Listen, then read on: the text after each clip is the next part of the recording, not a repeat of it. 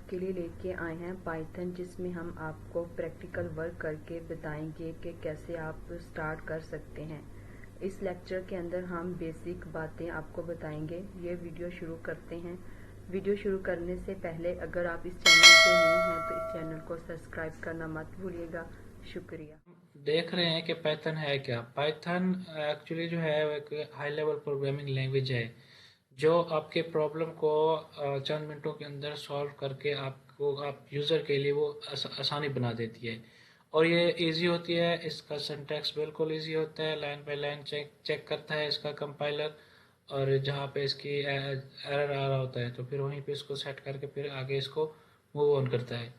और इसको हम जो है ना, आगे अगर आप इसके यूज़ के बारे में देखें तो हम वेब डेवलपमेंट में भी यूज़ कर सकते हैं। डाटा एनालिसिस में सेल्स डाटा के ऊपर हम इसको एनालाइज कर सकते हैं, पैटर्न फाइंड कर सकते हैं, फ्यूचर प्रिडिक्शन कर सकते हैं।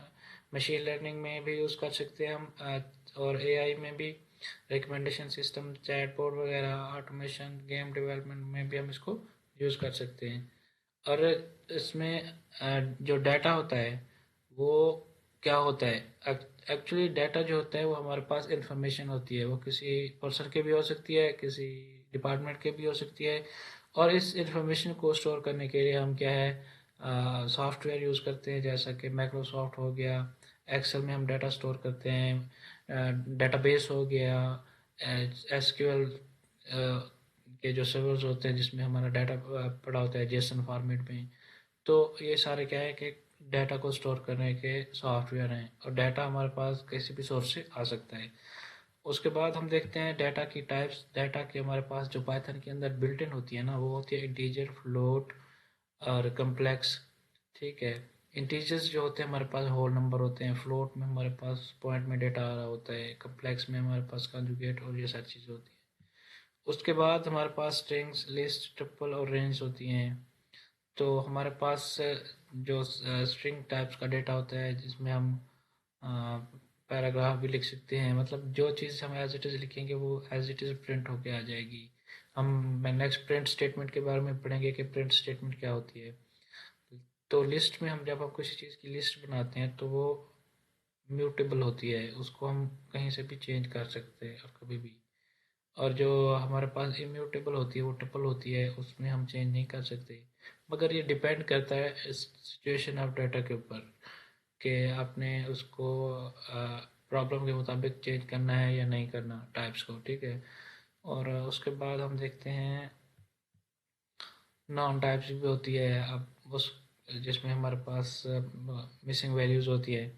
और इस ब्रैकेट्स को हम पैरेंथेसिस कहते हैं, और इसको करली ब्रैकेट्स, और इसको हम स्क्वायर ब्रैकेट कहते हैं। मोस्टली हमारे डेटा को रीअरेंज करने के लिए यूज़ होती हैं। उसके बाद हम देखते हैं इसको एक्सेल। एक्सेल के बारे में मैंने आपको बताया, इसमें हम डाटा स्टोर करते हैं। ठीक है। अगर मैं आपको इधर करके दिखाऊं तो हम फर्ज करें, मैं कोई वेरिएबल ले लेता हूँ नेम का। ठीक है। मैं इसमें कोई नेम स्टोर करता हूँ। अब देखें, मैंने जो भी ये वेरिएबल लिया ना उसको मैं कॉल करूँगा, फिर वो एग्जीक्यूट हो जाएगा।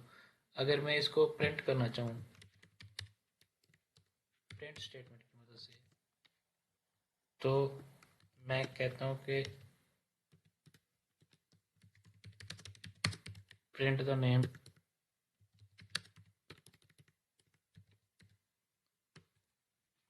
तो देखिएगा मैं वो वेरिएबल लिखूँगा और ये उस नेम को उसने इस तरह से प्रिंट कर दिया एक ब्यूटीफुल वे में। और इस तरह से आप अपने कोड कर सकते हो। एज, मैं कोई इंटीजर नंबर ले लेता हूँ 23। मैं एज को एग्जीक्यूट करूँगा, ये चल जाएगी। और उसके बाद मैं कहता हूँ कोई फ्लोट नंबर है हमारे पास,